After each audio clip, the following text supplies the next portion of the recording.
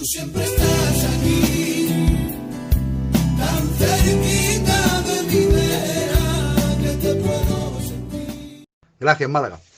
Bueno, pues como decía, tenemos que poner en contexto realmente a qué nos referimos cuando hablamos de judaísmo. Miren, cuando Dios entregó su ley, o entregó lo que los hebreos llaman el Matán Torah, que lo entregó en el monte del Sinaí, Dios le entregó a Israel lo que los hebreos llaman la Torá. La Torá es una palabra hebrea compuesta que tiene un origen de una palabra griega que es or, que es una palabra la cual indica luz. La Torá realmente es una luz, amén. Una luz que Dios le regaló a la humanidad por medio de Israel. Israel era el siervo, Israel era el mayordomo y era el depositario de esa luz o de esa ley de Dios que tenía que ser como una lumbrera para todas las naciones. ¿Qué es lo que va sucediendo? Que a lo largo del desarrollo del pueblo de Dios de Israel, fue tomando esa ley del Señor o esa ley de Moisés que fue entregada para que Israel fuese una lumbrera de las naciones y se fue poco a poco apropiando de esa ley de tal forma que la nacionalizó, porque recuerden que la ley del Señor, la ley del Antiguo Testamento, en un principio correctamente era para Israel, pero Israel tenía que esa ley esparcirla hacia el mundo. Pero Israel se apropió de esa ley, se apropió de la palabra del Señor, nacionalizó la palabra del Señor y empezaron a ir como evolucionando. Y además de tener la ley del Señor, que como la mayoría de vosotros sabéis, no eran 10 mandamientos, porque los 10 mandamientos era un resumen, la ley del Señor eran 613 preceptos de obligatorio cumplimiento para todo hebreo a partir de los 13 años. Esos 613 preceptos de la ley, evolutivamente los hebreos fueron añadiendo ritual, añadiendo tradición. Y ellos hicieron una cosa que se llama cerco a la Torá. El cerco a la Torá es algo que hicieron los grandes rabinos y fue poner el límite del pecado mucho más atrás que donde realmente tenía el límite del pecado. Porque la ley del Señor había una fórmula que era la ley escrita, pero había otra fórmula que era la ley oral. Eso los hebreos lo llaman Torah Shebe'al Peh, Torah Shebe'Agita. ¿En función de qué? Porque igual que está la ley escrita, que son el libro del Pentateuco, los primeros libros de la palabra del Señor, también hay un versículo en el libro del Deuteronomio donde dice Dios al pueblo de Israel: y dirás estas palabras a tus hijos por la mañana, al acostarte y a media tarde, 3 veces al día. Esto también coincide con las oraciones que hacen los hebreos cuando estaba el Sagrado Templo, que es Minjá, Arbit y Saharit. Entonces, ¿qué es lo que pasa? Que ellos entienden que además de la ley hay otra cosa que es la explicación de la ley, que fue algo que Dios le dio verbalmente a Moisés cuando estuvo en el monte Sinaí. ¿Para qué? Para que cuando hubiese un problema en el pueblo y hubiese que aplicar la ley, Moisés supiese cómo aplicar la ley. Y eso no está escrito. Eso se recibe por algo que los hebreos le llaman la esmijá. Eso es, por así decirlo, una bendición específica de Dios para poder interpretar la Biblia. Esta esmijá que recibe Moisés la reparte y la reciben los primeros 70 del Sanedrín, que fueron aquellos que, como todos vosotros sabéis, cuando Jetro le sugiere a Moisés que era mucho trabajo para él solo y necesitaba ayuda, y se escogieron a 70 ancianos para poder administrar la ley. Y esos 70 ancianos recibieron también esa llamada esmijá, esa bendición específica para poder interpretar la ley y aplicarla. Y así es como empieza el Sanedrín de los 70. Y evolucionando Israel a lo largo de los siglos, ese Sanedrín de los 70, haciendo interpretaciones de la ley, llega a un punto muy específico, y ese punto muy específico es un par de siglos antes de cuando llegó la persona del Señor Jesucristo, en el cual toda esa evolución llegó a lo que se llama una tradición. Esa es una tradición en Israel, como he dicho, que se ponía un cerco a la Torá, mucho más lejos de los límites que realmente marcaba la ley, y esa tradición que Israel empezó a marcar, empezaron a cambiar la verdadera ley y el verdadero sentido de la ley del Señor por la tradición de los hombres. Algo que el propio Señor Jesucristo denunció de una manera pues tremenda. En el tiempo en el que Jesucristo se manifestó en medio de su ministerio, toda esa tradición de ley oral habían sustituido completamente o muy en parte la ley escrita, de tal modo que estaban adulterando verdades de la palabra del Señor. Claro, cuando viene el Señor Jesucristo y empieza a hacer una interpretación verdadera y correcta de todas las palabras del Antiguo Testamento, surge el choque del Señor Jesucristo con los fariseos y con los saduceos. Como todos vosotros sabéis, se produce todo el ministerio del Señor Jesucristo, se produce la muerte y resurrección del Señor Jesucristo y el nacimiento de la Iglesia. Ahora, ¿qué es lo que sucede con ese judaísmo que había en el tiempo del Señor Jesucristo después de que nace la Iglesia? Evidentemente, ese judaísmo ve a la Iglesia como un peligro, porque postula enseñanzas del Señor Jesucristo y esas enseñanzas no les interesa. Y además postulan algo nuevo que ellos desconocían, que era el misterio de la Iglesia que el Señor estaba revelando en aquel tiempo. ¿Cuál es la reacción del judaísmo? La reacción es confrontación y oposición extrema. De hecho, vemos el caso del apóstol Pablo, que al principio, cuando era llamado Saulo de Tarso, perseguía a la Iglesia. Pero claro, esto no queda aquí, porque evolucionando el tiempo, en el año 70 después de Cristo, como todos vosotros sabéis, el templo es destruido y los judíos son dispersos por todas las naciones de la tierra. Y en esa dispersión, los judíos llegan a muchos lugares de la tierra, pero concretamente en el país de Babilonia, lo que actualmente es Irak, hay dos ciudades muy importantes que les llaman Shura y Pompedita, donde se levantan dos escuelas rabínicas muy importantes. Y en estas dos escuelas rabínicas muy importantes aparece la figura del Jajam y del Gaón. Yo os voy a explicar esto lo que es. El Jajam es el supremo sabio de la palabra, o de la ley, o de la Torá, y el Gaón es el sabio de la palabra, de la ley y de la Torá, pero que tenía conexiones políticas. Y dentro de estas dos grandes escuelas rabínicas es cuando empiezan a hacer el moderno judaísmo. Y el moderno judaísmo, quiero deciros, que es heredero directo del judaísmo fariseo. De hecho, los intérpretes de la ley actuales, en el judaísmo ortodoxo real, esos intérpretes se le llaman perushim. La palabra perushim tiene una raíz de perus, que quiere decir fariseo. Literalmente es un fariseo. El judaísmo ortodoxo como tal que hoy vemos es un judaísmo, realmente un judaísmo fariseo. Y ese judaísmo fariseo es un enemigo cérrimo de toda la obra de la Iglesia y toda la obra de la cristianidad. Ese judaísmo farisaico a lo largo de los siglos se ha ido desarrollando por todas las naciones de la tierra y concretamente aquí en España ha sido uno de los países donde ha tenido un fruto más grande. ¿Por qué? Porque han heredado grandes rabinos nacidos en España, en lo que ellos llaman sefarad, esa tradición que a lo largo de los siglos se ha ido llegando a Israel, pero es una tradición degradada, hermanos. ¿Por qué? Porque miren, esa tradición que Israel ha tenido que ir trayendo siglo tras siglo y que ha sido heredada de los ancianos, la herencia de los ancianos que producía y que tenía esa bendición específica para poder interpretar la palabra del Señor y de ese primer Sanedrín que estaba bendecido por el Señor, ese primer Sanedrín desapareció con la aparición de Antíoco Epífanes, en el cual ese hombre hizo una gran matanza de sacerdotes y cuando murieron todos los sacerdotes de Israel del Sanedrín de aquel tiempo, eran los sacerdotes que realmente tenían esa bendición o esmijá. Después de ese Sanedrín, todos los que vinieron posteriormente no tenían esa bendición para interpretar la palabra de Dios y eran interpretaciones humanas. Por tanto, lo que tenemos en el siglo XII, XIII y XIV de la Edad Media en toda Europa son rabinos que vienen de la escuela de Shura y Pompedita con toda esa tradición adulterada y toda esa tradición que no venía de parte de Dios. Y por supuesto, total y absolutamente enfrentada y en contra del Señor Jesucristo y de su Iglesia. Y ahora hablamos aquí en España, donde nacieron varios rabinos muy importantes. Uno de ellos es el llamado Rambán, Moisés ben Maimón, el famoso Maimónides nacido en Córdoba. Este Rambán hizo algo muy importante, y es que cogió toda esa tradición que los judíos tenían durante siglos, a lo que ellos le llamaban el Misná, y lo mezcló con todas las discusiones que se hicieron en Shura y Pompedita acerca de las leyes y escribió en orden un libro que se llama el Talmud. El Talmud no es ni más ni menos que las explicaciones de todas las leyes del Antiguo Testamento y las discusiones acerca de esas leyes. Y lo puso en un orden cronológico, para que lo entendamos de alguna manera. Hizo como una teología sistemática, sistematizó el estudio del judaísmo, porque además este hombre Maimónides era filósofo también. Luego también en España nacieron otros grandes rabinos y aparece uno en la Edad Media.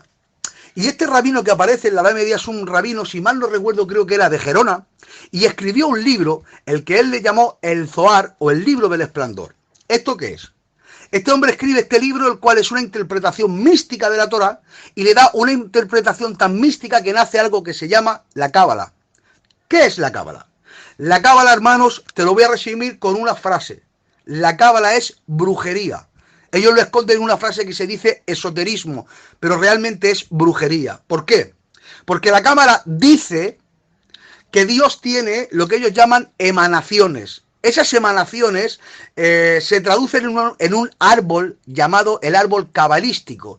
Y esas emanaciones van desde el Keter, que es la corona, así sucesivamente, el Bimá, el Biná y diferentes tipos de emanaciones que combinándolas, según el cabalista, en la vida de cada hombre, puede cambiar el destino, puede cambiar la vida y puede cambiar los decretos de Dios. Eso es el Cábala. Y eso en realidad es un modo de brujería. Y eso nació de la tradición de estos judíos ortodoxos, hermanos. Estos judíos ortodoxos que hoy se llaman así, pero que son descendientes de los verdaderos judíos fariseos. Además de esa cábala, que como digo, no voy a entrar en el tema porque es muy extenso y no quiero pararme ahí, además de esa cábala, nacen otra serie de escritos que ellos le llaman el Midrash. El Midrash son cuentos, parábolas, que ellos tienen de elementos del Antiguo Testamento para explicar cosas al pueblo. Y en medio de esas parábolas o cuentos, que son todo mentiras, y lo digo con toda autoridad, son todo mentiras, esas parábolas intentan interpretar la verdad de Dios. Y esos midrash se han hecho también parte del pueblo. Y luego apareció otro gran rabino que escribió un libro que se llamaba el Shulchan Aruch. El Shulchan Aruch quiere decir literalmente a mesa puesta. ¿Eso qué quiere decir? Eso es, todas las interpretaciones, toda la tradición, todos los libros y toda la complicación que hay en todos los escritos hebreos, este hombre intentó ponerlos, como dice el nombre de su libro, a mesa puesta. Hay una cronología de todas las leyes que ellos tienen que seguir. Y esas leyes se llaman alajá. Ellos las siguen al pie de la letra. Y todo lo que yo te estoy hablando, hermanos míos, son interpretaciones, pero no tiene nada que ver en muchos de los casos con la ley que está escrita en la palabra del Señor. Por tanto, de todo lo que yo te estoy hablando de este judaísmo moderno, es un judaísmo adulterado, que cree en elementos de la cábala como es la brujería, que empieza a creer en cuentos que son mentiras y son fábulas, de las cuales ya nos avisaba el apóstol Pablo, y también cree en otra doctrina que es muy mala, muy perniciosa y muy antibíblica, porque el judaísmo ortodoxo cree totalmente en la reencarnación y por supuesto rechaza de pleno a la persona del Señor Jesucristo. Por tanto, teniendo claro esto, lo que es el judaísmo moderno, hermano, quiero deciros que ahora este judaísmo moderno se ha empezado a dividir en diferentes facciones. La primera facción que hay es el judaísmo sefardita, que es el descendiente de todos los judíos españoles que tuvieron un tiempo maravilloso en este país hasta 1492, que fueron expulsados y fueron esparcidos por toda la tierra. Y ellos llevaron su cultura, la cultura sefardita. Luego hay otro tipo de judío que es el judío askenazi, que pertenece al norte de Europa, Alemania y parte de Rusia. Ese también lleva su propia cultura y la esparce por el mundo. Y hay un tercer grupo de judíos que es el mizrají, que es el judío que viene de África y de la parte de Asia. Cada uno tiene su estructura cultural y aplican su propio judaísmo a su estructura cultural. Y del judaísmo askenazi nace una secta un poquito más avanzado de la Edad Media, más bien en la época contemporánea, que le llaman los Haredim. Los Haredim son esos judíos que vemos muchísimas veces por la televisión, hablo con respeto si hay alguien con hábitos, que van vestidos de negro y se dejan esas largas mechones de pelo alrededor de las orejas. Esos judíos Haredim, realmente ellos son unos judíos extremos, ¿vale? Llevan la Biblia hasta el extremo. Ellos visten de negro por un motivo, porque ellos están de luto porque no tienen templo. Ellos se ponen lo que se llaman las peot, que es un mechón de pelo que les cuelga hasta el pecho, cumpliendo un precepto que dice en la Biblia, no recortarán la punta de la barba. Eso me parece que está, si mal no recuerdo, en el libro de Números. Ellos aplican una ley, dicen que se no recortarán la punta de la barba en redondo, que es alrededor de la oreja, y le dan una medida que son 4 milímetros como mínimo de pelo para cumplir con la ley. Ahora estos judíos, para cumplir mucho más con esa ley, directamente no se cortan el pelo alrededor de la oreja. Por eso le crecen esos mechones que ellos llaman peor. ¿Por qué te cuento todo esto, hermano? Porque quiero que veas la cantidad de desfase bíblico, la cantidad de desfase de realidad que hay en todos estos elementos judaicos. Y ahora llegamos a lo que queremos hablar. ¿De qué es lo que estamos hablando? Estamos hablando de un elemento que se ha introducido ahora, que es el judaísmo mesiánico. ¿Esto qué es? Miren, el judaísmo mesiánico nació aproximadamente en el siglo XIX, allá por 1813 aproximadamente. Nació con un judío, el cual aceptaba a Jesús como el Mesías, pero quería seguir practicando las leyes del judaísmo. Este judío que fue un hombre muy importante, se llamaba Ben Abraham, empezó a crear un grupo de hebreos a los que le hablaba de Jesús y decía que Jesús era el Mesías.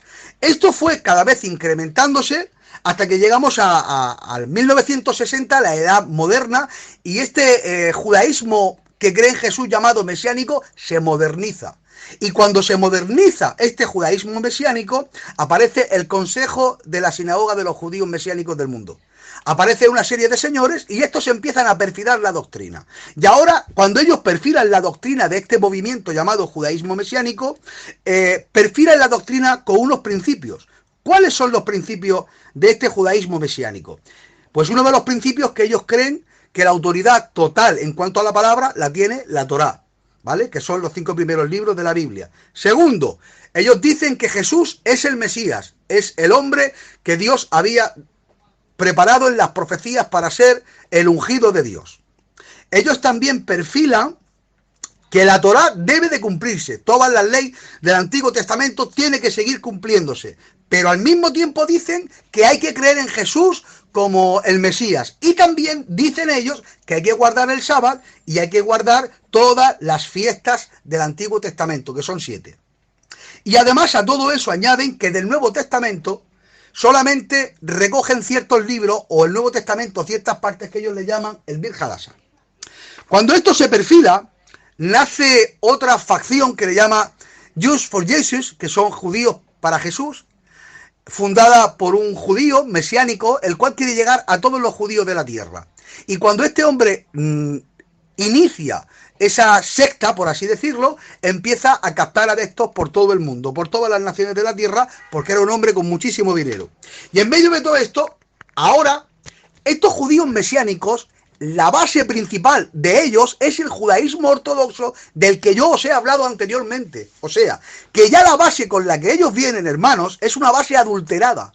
Ya la base con la que ellos vienen es una base que no guarda relación con la verdad de la palabra del Señor y con la enseñanza real del Antiguo Testamento. Y ya con esa base errónea, encima añaden error sobre error. ¿Cuál es el error sobre error? Pues que quieren mezclar la persona del Señor Jesucristo con su judaísmo. Pero ahora vamos al punto culminante. Y es que ellos aceptan a Jesús como el Salvador, aceptan a Jesús como el Mesías, pero dicen que Él no es Dios. Por tanto, lo que hacen es que anonadan, como ha dicho muy bien mi hermano Rafael, mi hermano Málaga, anonadan la deidad del Señor Jesucristo. Y dentro de esos grupos, ahora aparecen por España ciertos grupos divididos, son subgrupos. Por un lado están los ebionistas, por otro lado están los judíos mesiánicos Notzrim o nazarenos, y ahora esto empieza a descomponerse, hermanos. ¿Descomponerse en qué? Empiezan a descomponerse en diferentes grupos y cada uno de ellos tiene una creencia completamente diferente. Miren, hay mesiánicos que se dedican a guardar las leyes del sábado, que se dedican a guardar las 7 fiestas de Israel, que guardan una parte de la ley y al mismo tiempo escuchan los escritos de Rab Saúl, como ellos le llaman, del apóstol Pablo. Al mismo tiempo leen el Nuevo Testamento. Al mismo tiempo ellos comparten que Jesús es el Mesías, comparten que Jesús es Dios, pero ellos dicen que es el Mesías Ben Yosef, el hijo de José. ¿Por qué? Porque según ellos dicen que es hijo legítimo de María y de José. Y a la pregunta de ¿cómo tú puedes demostrar que es hijo de María y José cuando ella quedó en estado antes de que fuesen casados? Según ellos cuentan, eso se realizó por un acto milagroso en el cual, y hablo con mucho respeto, la semilla de José fue transportada al vientre de María y de esa manera fue concebido Jesús, y Jesús era 100% hombre y que no tenía ningún componente de deidad. Luego, dentro de estos mismos judíos mesiánicos hay otros que, creyendo lo mismo, le dan un componente de una deidad menor. O sea, que sí que es un enviado de Dios, sigue siendo un hombre porque fue engendrado por otro hombre, pero tiene un componente de deidad, ¿vale? Y ese componente de deidad lo equiparan con el Mesías Ben David, ¿vale? El hijo de David.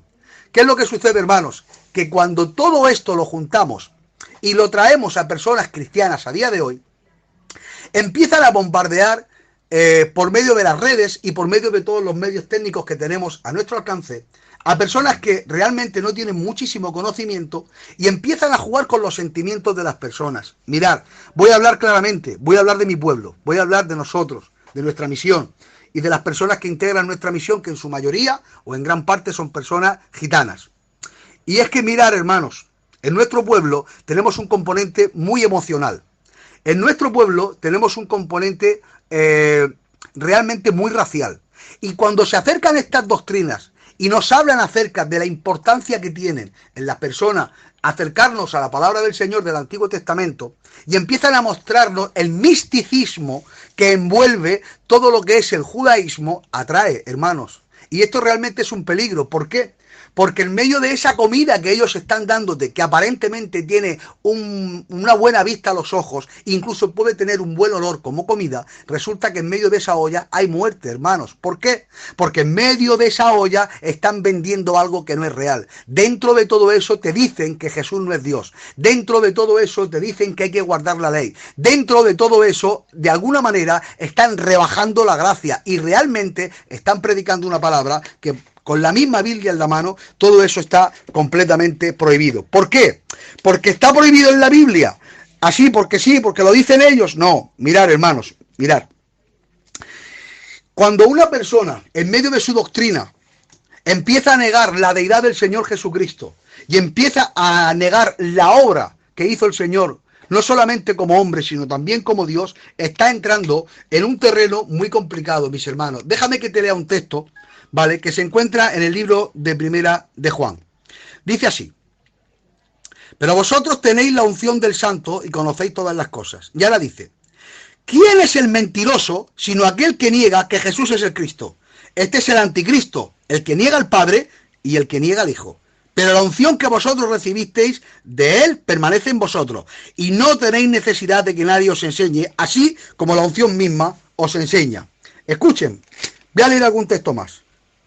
Dice así, en este mismo libro, Primera de Juan, capítulo 5, dice: porque tres son los que dan testimonio en el cielo, el Padre, el Verbo y el Espíritu Santo. Y estos tres son uno. Aquí te habla de la Trinidad, porque también estos mesiánicos niegan la Trinidad. Y finalmente vamos a Segunda de Juan, donde dice: porque muchos engañadores han salido por este mundo, que no confiesan que Jesucristo ha venido en carne. Quien esto hace es el engañador y el anticristo. Y dice en el verso 9: cualquiera que se extravía y no persevera en la doctrina de Cristo no tiene a Dios. Si alguno viniera a vosotros y no trae esta doctrina, no le recibáis en casa ni le digáis bienvenido. Mirad, familia, la punta de lanza de todo esto, es que en el fondo estas doctrinas al final te llegan a que dudes de la deidad del Señor Jesucristo y a que dudes de muchas cosas. Esto se ha introducido en muchísima gente y la está confundiendo.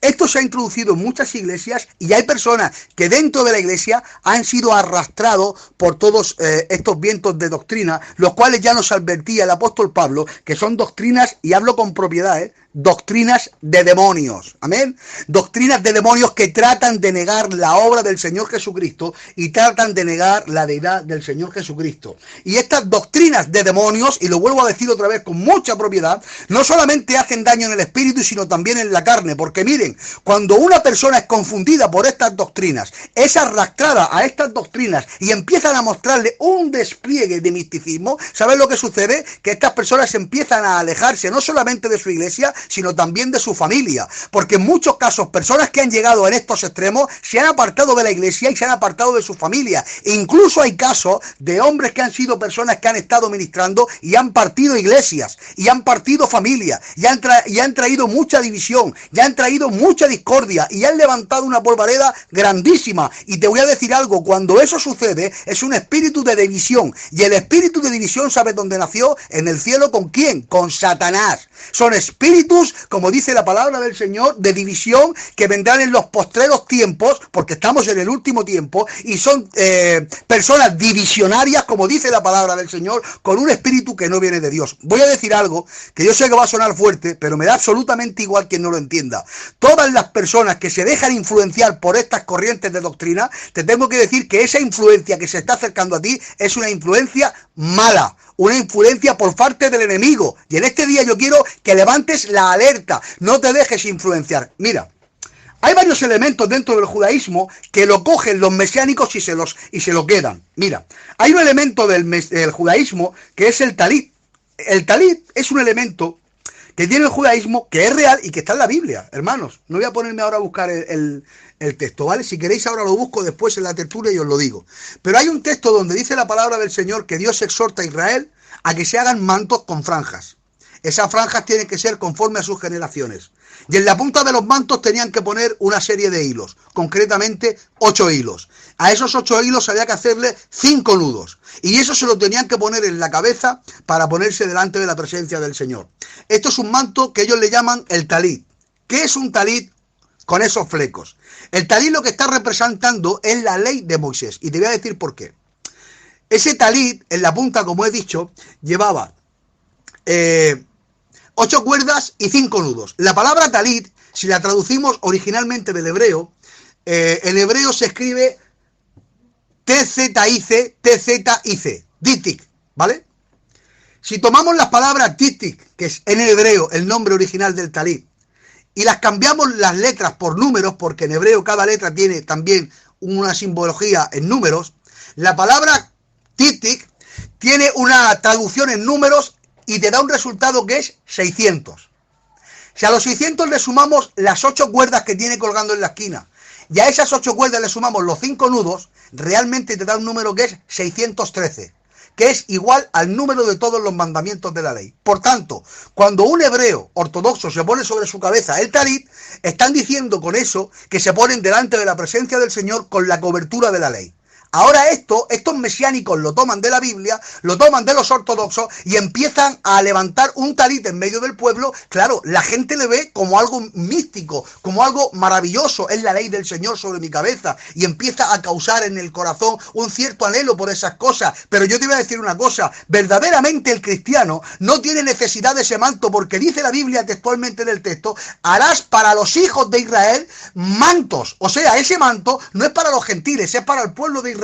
Y efectivamente representa los 613 mandamientos de la ley que tú te pones en la cabeza como una cobertura. Pero es que te voy a decir algo, la persona del Señor Jesucristo hizo una obra tan maravillosa que a lo largo de sus 33 años de vida, mi Cristo cumplió los 613 mandamientos sin romper ni solamente uno. Y no solamente cumplió los 613 mandamientos, sino que en la obra de redención, cuando Cristo muere por ti, cuando una persona acepta al Señor Jesús como Señor y Salvador, con la sangre de la cruz, recibes la redención del pecado, recibes el perdón de pecado, recibes la adopción como hijo y además de todo eso recibes algo maravilloso que es la imputación de la justicia. ¿Sabes lo que es eso? Que todos los mandamientos que Dios dio en la Torá y que cumplió el Señor Jesucristo te los imputa y te los regala, y tú delante del Padre te presentas limpio. ¿Sabes por qué? No por las buenas obras que tú hayas hecho, sino por la ley que el Señor Jesucristo cumplió. Por tanto, cada cristiano no necesitamos un manto, ni un talit, ni unos flecos. Nosotros tenemos un manto que nos cubre y ese manto se llama Jesús de Nazaret, el cual cumplió toda la ley del Señor de punta a rabo. Tú no tienes necesidad de cubrirte la cabeza ni de ponerte ningún fleco. La única necesidad que tú tienes es ponerte debajo del costado de Cristo y que empiece a caer la sangre del Cordero, porque por su sangre eres limpiado de todos tus pecados. Que gloria tenga el nombre del Señor. Nosotros no tenemos que tener ese tipo de elementos. Los judíos tienen otro elemento que ellos le llaman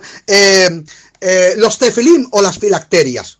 Los tefilim y las filacterias son unas cajitas hechas de cuero kosher, concretamente cuero de vaca. Se pone a secar y se hace una pelota o una masa de carne informe, dura y seca. Con esa masa de carne informe, dura y seca, por supuesto de animal kosher, de una vaca, se hace un cuadrado y se hace una hendidura dentro de ese cuadrado. Dentro de esa hendidura del cuadrado se mete un texto envuelto en un pergamino que es el Shema. Shema Israel Adonai Eloheinu Adonai Echad. Ese texto quiere decir: oye Israel, Jehová nuestro Dios, Jehová es uno. Llamarás a Jehová tu Dios con todo tu corazón, con toda tu alma y con todas tus fuerzas. Eso lo meten en esta cajita y se lo ponen entre ceja y ceja en los frontales de la cabeza. Cogen otra cajita como esa que también le llaman el tifil y se lo ponen en el brazo. Y empiezan a hacer una serie de nudos en todo el antebrazo hasta llegar a la mano. Cuando llegan a la mano, con esa misma tira de cuero, también kasher, hacen la forma de una letra que es la letra Shin, es como una V triple. La letra Shin es la primera letra del nombre Shaddai, el Todopoderoso. Y ahora cuando ellos se ponen los tefilim, entonces empiezan a recitar sus oraciones, empiezan a recitar las bendiciones, que son 18 más una, empiezan a recitar el Minjá, Arbí, Shaharit, y empiezan a hacer todo su rito. ¿Por qué? Porque hay una ley del Señor que dice, y estas palabras que yo te digo hoy, las pondrás en tus frontales y las pondrás en tu brazo. Pero te voy a decir algo, nosotros los cristianos no estamos bajo la cobertura de la ritualidad de poner una caja en medio de tus ojos y de poner una caja en tu brazo, porque la cobertura que nosotros tenemos es otra. Sí, hermano, ¿cuál es esa cobertura? Tú no tienes que ponerte nada kosher, porque no hay nada más kosher, no hay nada más santo y no hay nada más apartado que el sacrificio del cordero, porque dice la Biblia que ese cordero es el más santo que había, estaba estipulado desde antes de la fundación del mundo. ¿Y sabes lo que tienes que hacer con la ley del cordero? La ley del cordero no te la tienes que poner en una caja, te la tienes que meter en tu corazón, y cuando te la pongas en la frente, que no sea de una manera física, porque la ley de Dios tiene que estar entre tus ojos, para que cuando mires a este mundo, mires con ojos de cristiano, mires con ojos de hijo de Dios, y en tus ojos no haya maldad, en tus ojos no haya ira, en tus ojos no haya odio, en tus ojos no haya mentira. Eso es lo que supone realmente el tefil de la cabeza. Y hay otro que es el tefil del brazo. No te tienes que poner ninguna caja de cuero kasher en el brazo, no tienes que ponerte nudos en tu brazo, no tienes que ponerte la letra Shin en tu mano derecha, no. Tú tienes una caja que está dentro de tu corazón con la ley del Señor marcada a fuego. ¿Para qué? Para que tu brazo cuando se extienda sea para ayudar al caído, que tu brazo cuando se extienda sea para echar una mano al que lo necesita, que tu brazo cuando se extienda sea para alabar a Dios, y que tus manos se levanten al cielo, manos sin ira, manos sin contienda, y que cuando tus manos se alaben, como dice el cántico, que dice ese cántico tan hermoso y tan precioso, aunque no entienda nada, te seguiré adorando, aunque no entienda nada, te seguiré dando la gloria. Esas manos al cielo, permíteme que te diga, no necesitas llevar una caja, no necesitas llevar un cuero. ¿Sabes lo que llevas en medio de tus manos? La presencia divina del Señor. Por tanto, déjame que te diga una cosa, no te quedes maravillado con todas las pinceladas del judaísmo, no te quedes maravillado con todo lo que te cuenten, porque el verdadero judaísmo, el verdadero hebraísmo y el verdadero sentido del Antiguo Testamento está resumido en el Juan capítulo 1 y versículo 1, que dice, en el principio era la palabra era con Dios y la palabra era Dios. ¿Qué es la palabra? Todo el Antiguo Testamento es la palabra. Te voy a decir algo, mira, fíjate qué detalle. Cuando habla la Biblia y dice la palabra, a mí a lo primero me sorprendía, porque yo decía, vamos a ver, Señor, ¿cómo dicen la palabra si en todo el Antiguo Testamento hay miles y miles y miles y miles de palabras? Fíjate en la primera frase, en el principio creó Dios los cielos y la tierra. Ya he dicho 6 o 7 palabras. ¿Cómo dices una si hay miles? Mirad, en el léxico del hebreo antiguo, no en el que hay ahora, porque en el hebreo actual no tiene nada que ver con el hebreo bíblico. En el léxico del hebreo antiguo, mirad, no habían vocales, no habían puntos, no habían comas, ni habían signos. ¿Esto qué quiere decir? Que cuando se escribía de seguido y de un tirón. De hecho, para escribir tenían que hacer unos rollos. Esos rollos le llaman shefer. Y eso lo tenía que hacer un sofrín, lo que nosotros conocemos como un escriba. Yo te voy a explicar cómo se escribían esos rollos o esos sofrín. Se tenía que tomar un pedazo de cuero de un animal kosher también, ¿vale? Un animal autorizado por la ley. Se tomaba ese pedazo de cuero kosher, y ese pedazo de cuero kosher se tenía que unir a otro pedazo de cuero, y ese pedazo de cuero se tenía que unir a otro pedazo de cuero, de tal manera que hacían como una línea recta. Para que tú lo entiendas, si yo cojo un rollo de la Torá y lo abro y lo estiro, empieza a tener 1 metro, 2 metros, 3 metros, 4 metros, y se estira durante muchísimos metros. ¿Vale? ¿Por qué se estira durante muchísimos metros? Muy sencillo, porque la Torá, cuando empieza y escribe la Torá, que empieza Bereshit bara Elohim Be'al et Hashamayim, y empieza a escribir toda la Torá, no hay ni un solo corte, no hay ni un solo signo de interrogación, no hay un punto y coma, no hay un punto y seguido, y empieza pa, una, otra, y desde el principio hasta el final no hay ningún corte. Por tanto, todo el rollo de la Torá se considera una sola palabra, no son muchas palabras. Por eso mi Cristo es la palabra, no son muchas, es una sola, es el resumen de toda la Torá, porque la perfecta Torá, toda la palabra que Dios dio, porque dice la Biblia que los cielos fueron hechos por su palabra, la tierra fue hecha por su palabra, lo que se ve y lo que no se ve, todo lo que vemos en este mundo y lo que no vemos, las leyes de la naturaleza que sustentan el cosmos, las leyes de la naturaleza que sustentan la tierra, todas fueron hechas por por la palabra. ¿Y de dónde salió esa palabra? Salió de Dios Padre. ¿Pero cómo que salió de Dios Padre? Sí, salió de Dios Padre, pero la ejecutó ni más ni menos que la persona del Señor Jesucristo, porque Él es la misma palabra. Y esta misma palabra, dice el Evangelio de Juan, que fue encarnada. En el principio, te lo vuelvo a explicar, era la palabra era con Dios y la palabra era Dios. Y esta palabra fue manifestada en carne. Por favor, que no me digan que Jesucristo no era Dios. No hay un versículo más aplastante, no hay un versículo más terrible, no hay un versículo más tremendo. Y escúchame lo que te voy a decir, que no me digan más, que el Mesías no podía ser Dios, y te voy a decir por qué. Porque cuando habla en el pacto mesiánico que hace Dios con el rey David, el propio rey David dice, decía mi Señor a mi Señor. O sea, el propio David, que era el Señor, se refería a Dios como su Señor. O sea, que estaba hablando del futuro retoño, del futuro rey, y lo llamaba mi Señor. Escucha, para poder ser Mesías implicaba tener eternidad, porque el reino es un reino perpetuo. No puede ser un Mesías que tenga fecha de caducidad, que sea un humano y que pueda morir, porque entonces no podía tener un reino perpetuo, porque los pactos que Dios hizo con Israel, pacto abrahámico, pacto palestino, pacto davídico, nuevo pacto, son pactos eternos. Sí que es verdad que son terrenales, pero son eternos. No puede cumplirlos un ungido, no puede cumplirlos un Mesías que tenga fecha de caducidad. Por lo tanto, el Mesías implica deidad obligatoriamente. Entonces, hermanos, con la palabra del Señor vamos rompiendo uno por uno todos los muros que va poniendo el judaísmo y que va poniendo el mesianismo. Pero escuchen, una imagen cándida del mesianismo. No, es que nosotros aceptamos a Jesús. Perdona, tú no aceptas a Jesús, porque me dice la palabra del Señor que si tú dices que el Señor es el Salvador, pero niegas que el Cristo resucitó de entre los muertos, que es el Hijo de Dios y que es Dios, si tú niegas eso, dice la Biblia que tienes el espíritu del anticristo. Y lo digo con muchísima autoridad. Y te voy a decir algo, toda aquella persona que te diga estas palabras con mucha claridad, pero que te lo diga con mucha amabilidad, con mucho cariño, con mucha vergüenza y con mucha educación, dile de mi parte con mucho cariño, con mucha amabilidad y con mucha educación, no recibo tus palabras, no quiero saber nada de ti, porque estás negando una verdad de la Biblia aplastante. No me quieras vender el lote. Es verdad, dice un refrán, entre Calais y Calais no existe la remanguillé. ¿Qué me quieres vender, el reloj del payo chino diciéndome que es del Rolex? Pues no, no es del Rolex. No me quieras vender el reloj como si fuera bueno. No, a mí no me engañas, porque dice la Biblia que yo tengo la unción del santo. ¿Sabes lo que quiere decir eso? Esto es como los banqueros. A los banqueros tú le das un billete y nada más tocarlo, no hace falta ni pasarlo por la máquina, saben que es falso. ¿Por qué? Porque esa es su profesión. Y yo te digo algo, si tú eres cristiano, cuando te pongan en la mano el billete del mesianismo, cuando te pongan en la mano el billete del judaísmo y lo toques, tienes que advertir que es falso. Recházalo, que no entre en tu casillero. Déjame que te diga algo, la persona que acepte toda doctrina judaica, toda doctrina mesiánica, y las personas que acepten todo esto, y lo voy a decir con toda claridad, y además lo voy a decir en un tono muy tranquilo, y lo voy a decir en un tono muy sosegado. La persona que niega la persona del Señor Jesucristo, la persona que niega que Jesús es Dios, y la persona que niega la totalidad de la obra redentora con su justificación completa, te lo digo despacito, ¿vale, hermano? Esa persona está condenada. Lo siento. Te lo podía decir chillando, te lo podía decir riendo, pero le voy a dar un toque de solemnidad. Te lo digo con toda la autoridad. La persona que niega al Señor Jesucristo está condenada.